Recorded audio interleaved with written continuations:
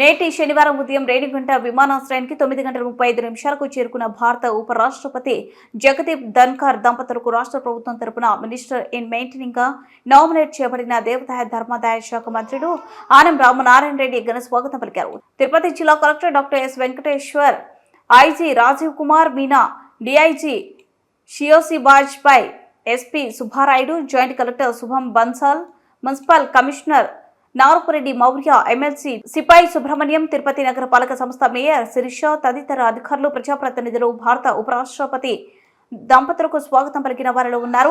అనంతరం భారత ఉపరాష్ట్రపతి నెల్లూరు జిల్లాలోని అక్షర విద్యాలయ డాంపస్ మరియు స్కిల్ డెవలప్మెంట్ కేంద్రం మరియు స్వర్ణ భారత ట్రస్ట్ 23వ వార్షికోత్సవంలో ముఖ్య అతిథిగా పాల్గొనుటకు 9:58 హెలికాప్టర్లో బయలుదేరి వెళ్లారు. వీరి వెంట మంత్రివర్యులు Anam Ramanarayana Reddy minister in maintaining హోదాలో ఉపరాష్ట్రపతి వెంట హెలికాప్టర్లో బయలుదేరి వెళ్లారు.